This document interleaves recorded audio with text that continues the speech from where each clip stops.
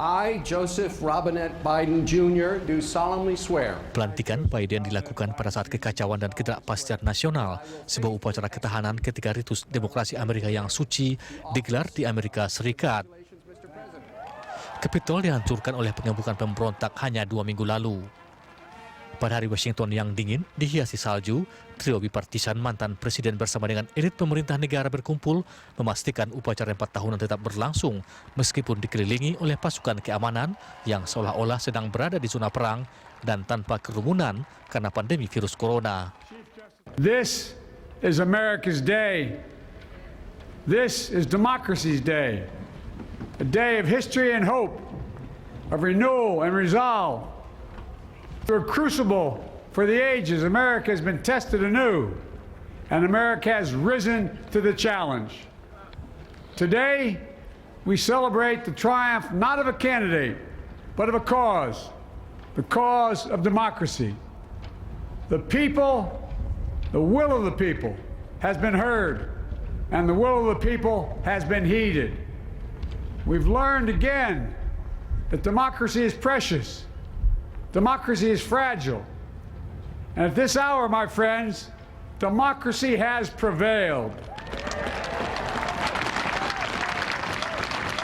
So now, on this hallowed ground where just a few days ago, violence sought to shake the Capitol's very foundation, we come together as one nation, under God, indivisible, to carry out the peaceful transfer of power as we have for more than 2 centuries. As we look ahead in our uniquely American way, restless, bold, optimistic, and set our sights on the nation we know we can be and we must be. Who I spoke with last night who cannot be with us today, but whom we salute. I've just taken the sacred oath each of those patriots have taken. The oath first sworn by George Washington. But the American story depends not on any one of us, not on some of us, but on all of us, on we, the people, who seek a more perfect union. This is a great nation. We are good people. And over the centuries, through storm and strife, in peace and in war, we've come so far. But we still have far to go. Biden juga melihat tantangan ke depan mengakui lonjakan virus yang telah merenggut lebih dari 400.000 nyawa di Amerika Serikat. Biden memandang ke ibu kota yang dipenuhi dengan etalase kosong yang membuktikan kerugian ekonomi pandemi yang sangat dalam dan pada protes musim panas atas ketidakadilan rasial. Hubungan dagang Indonesia-Amerika, era Biden. Itulah topik Morning Talk kita pagi ini. Joe Biden resmi menjadi Presiden Amerika Serikat ke-46 menggantikan Donald Trump. Lantas apa yang akan menjadi prioritas pemerintahan Biden di 100 hari pertama? Dan seberapa penting Indonesia di mata Biden? Langsung saja kita bahas bersama pengamat politik luar negeri yang juga pernah menjadi duta besar RI untuk PBB periode 2004 hingga 2007, Makarim Wibisono, dan juga Eksekutif Director Next Policy, Fitra Faisal. Selamat pagi, Bapak-Bapak. Selamat pagi. Saya ingin mulai dulu ke Prof. Makarim. Banyak yang menilai bahwa pendekatan kebijakan ekonomi dan perdagangan Biden tidak akan berbeda meskipun substansinya akan berbeda begitu ya. Tapi seperti perang tarif misalnya belum akan mengambil tindakan yang langsung begitu terhadap perang dagang dengan China. Apa keuntungan untuk Indonesia jika Anda melihat hal itu? Indonesia mengharapkan ya adanya kepemimpinan Biden ini bisa memberikan kestabilan dan juga bisa memberikan stimulus ekonomi bagi tumbuhnya ekonomi Amerika sendiri. Karena apa? Karena pandemi COVID-19 ini telah melumpuhkan ya ekonomi Amerika Serikat. Ya, hal ini perlu dihidupkan kembali karena leadership Amerika pada masa-masa yang lalu itu adalah mungkin karena ekonominya merupakan ekonomi yang solid dan juga memberikan impact yang luas pada negara-negara lain. Tapi sekarang ekonomi Amerika Serikat membutuhkan suatu dorongan-dorongan, memberikan kebijakan-kebijakan sehingga berbalik. Nah, dalam konteks ini, Indonesia itu memiliki kesempatan yang bagus karena kita kan barusan dapat extension dari GSP, kita juga memiliki relasi juga ekspor ke Amerika ya, dan dengan demikian maka kita bisa memanfaatkan jumlah ekspor kita ke Amerika. Dengan demikian maka Amerika mendapatkan juga teman dagang yang bisa memanfaatkan, juga dimanfaatkan untuk bisa majunya Amerika Serikat. Jadi dalam konteks perbaikan pandemi ini, utamanya itu adalah bagaimana menghentikan pandemi tadi. Ya, kedua, bagaimana kemudian juga bisa mendorong supaya ekonomi masyarakat bisa tumbuh kembali. Baik, saya ingin ke Mas Fitra. Kalau tadi terkait GSP begitu ya, itu kebijakan Trump yang semoga nanti masih dilanjutkan di periode Biden begitu. Tapi kalau kita melihat GSP saja hanya 20,4% yang dari 80% itu belum dimanfaatkan. Kenapa kita kesempatan yang begitu sangat langka, begitu sangat luar biasa, tapi kita memanfaatkannya sangat minim? Di mana kurangnya, Mas Fitra? Ya Mbak Nasiti, jadi sebelumnya mungkin sebelum saya ke sana, ketika mendengar pidato Biden, ini adalah pidato yang memang karakter presidensial Amerika Serikat yang sudah lama tidak kita dengar ya. Di era Trump kita kehilangan itu, dan di era Biden kemudian dibangkitkan. Nah, terkait dengan GSP, ini GSP adalah sebenarnya sebuah tool unilateral dari Amerika Serikat yang mana ini secara agresif digunakan oleh Trump karena pendekatannya memang bilateral. Berbeda dengan Biden dan juga Obama yang mana pastinya pendekatan yang sama, kita akan jauh lebih melihat itu ke arah lebih regional ya, dan plurilateral. Terkait dengan GSP, kenapa sih utilization rate-nya itu rendah gitu, dari 3.500 lebih post tarif kita hanya memanfaatkan 700 saja. Nah, ini sebenarnya adalah pelibatan multi stakeholders yang memang sangat terbatas gitu ya. Jadi kalau kita bicara mengenai post tarif itu hanya numbers gitu ya. Orang awam tidak terlalu mengerti apa itu 3.500 post tarif yang dibebaskan untuk Indonesia dan beberapa negara berkembang lainnya. Nah, ini adalah strategi komunikasi bagaimana kita kemudian bisa melibatkan publik lebih masif. Dan ini tidak terjadi hanya pada GSP. Kalau kita bicara mengenai FTA, existing FTA yang ada di Indonesia sementara ini, utilization rate-nya pun tidak jauh berbeda, hanya sekitar 30%. Maka ini sebenarnya adalah PR besar buat pemerintah dan juga para pemangku kebijakan untuk lebih mendiseminasi ya hubungan internasional kita, buah dari hubungan internasional kita yang mana kalau kita bicara Amerika Serikat salah satunya adalah GSP tadi.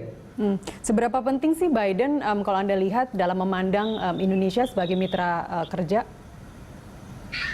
Indonesia kan jadi sangat penting. Kenapa? Jadi kalau kita bicara kemarin pengalaman selama pandemi antara Januari sampai Desember 2020, kita surplus sampai 11 miliar US dollar, gitu kan, dari surplus total kita sepanjang 2020 sekitar 21,74 miliar US dollar.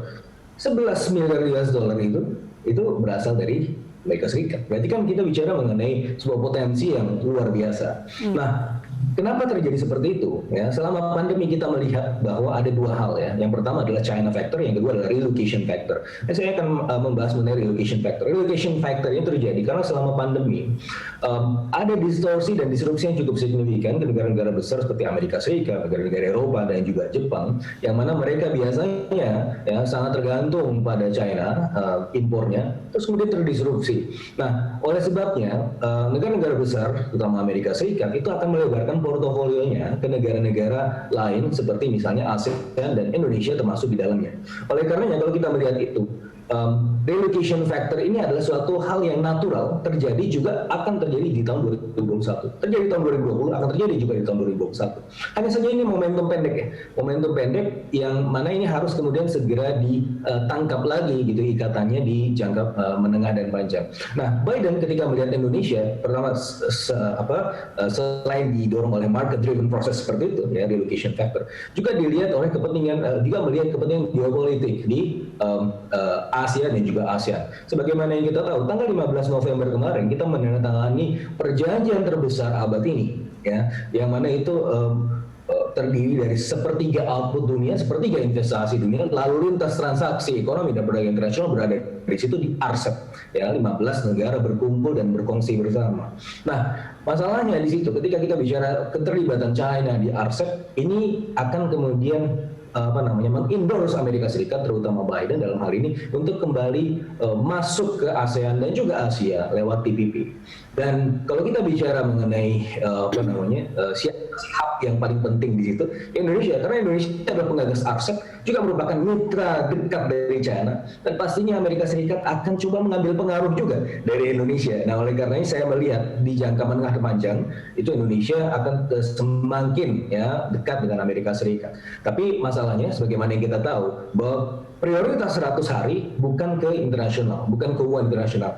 Ya, di tahun 2019 Biden pernah menyampaikan ketika awal kontestasi dia ingin merestorasi hubungan internasional terutama dengan China. Yang kedua, kemudian keterlibatan aktif dalam isu-isu perubahan iklim. Tetapi sebagaimana yang kita tahu, prioritasnya sekarang berbeda. Setelah pandemi, itu membuat prioritasnya adalah lebih ke domestik. Kita bicara mengenai 1,9 triliun US dollar, artinya sekitar 27.000 triliun rupiah, itu paket stimulus, dan juga vaksinasi massal, dan juga yang tidak kalah pentingnya adalah adanya segregasi atau populasi yang terpecah, ya, pro Trump dan juga pro Biden. Ini suatu kepentingan domestik atau suatu masalah domestik yang diprioritaskan, sebagaimana juga kita dengar dari pidatonya Persatuan Amerika Serikat. Maka domestic first. Kemudian saya merasa bahwa kemudian baru kita bicara bagaimana hubungan internasional antara Amerika Serikat, ya, dan juga negara-negara lain, terutama dalam hal ini Indonesia. Ya, domestic first itu mengarah kepada, kalau kita lihat, saya ingin ke Prof. Makarim, kalau kita dengar memang sepanjang pidato Biden tadi malam atau kemarin siang waktu Amerika, 3/4-nya di awal terus-terusan mengeluarkan semangat persatuan, unity, dan memang seperti itulah yang tercermin sekarang bahwa mereka segregasi tadi sedang terjadi di sana terkait dengan kaitannya dengan perang tarif, dengan perang dagang dengan Tiongkok. Prof. Karim, Anda melihat apakah ini nantinya akan berlanjut kalau melihat upaya Amerika saat ini untuk memerdekakan atau menguatkan domestic first tadi? Tampaknya ya, visi daripada Biden ini agak berbeda dengan visi dari Trump, ya. Kalau Trump itu sangat ultranationalistic center, semua masalah itu di dalam negeri. Tetapi kalau Biden itu mempunyai pandangan yang multilateralis, ya. Jadi dia bisa melihat bahwa masalah besar yang ada itu tidak bisa diselesaikan sendiri, tapi diselesaikan bersama dengan negara lain. Jadi saya oleh karena itu bisa melihat bahwa maka dalam waktu dekat ini Amerika Serikat itu akan kembali menjadi bagian daripada climate agreement yang di Paris itu, dan juga akan kembali lagi ke World Health Organization yang dulu Trump keluar, ya, seakan-akan bereaksi keras terhadap World Health Organization, dan juga dengan misalnya saja hubungan lebih baik lagi dengan NATO, dengan kelompok-kelompok yang lain. Jadi tampaknya pandangan yang dihadapkan atau yang dihadapi oleh Biden ini adalah baik juga memprioritaskan masalah-masalah dalam negeri, karena sekarang kan masalah sosial di dalam negeri di Amerika itu menonjol, ya, bagaimana supremasi kulit putih itu masih menunjukkan giginya, ya, di mana-mana, ya, di daerah pedesaan maupun di kota-kota. Nah, sekarang ini dia juga harus memberikan jawaban kepada itu. Nah, sekarang dia juga harus memberikan remedi buat masalah-masalah citra Amerika di organisasi internasional. Saya percaya dia dalam waktu tidak lama dia akan memberikan policy mengenai bagaimana masuk kembali di Paris Agreement on Climate, juga bagaimana itu akan ada gerakan-gerakan itu. Untuk climate change, ya, dan bahkan Biden pernah mengatakan tahun ini akan menggelar KTT untuk perubahan iklim pertama kali di Amerika Serikat, nantinya dipimpin oleh dia. Kita akan melanjutkan dialog kita di segmen berikutnya, Mas Fitra dan juga Prof. Makarim. Kami kembali usai jeda.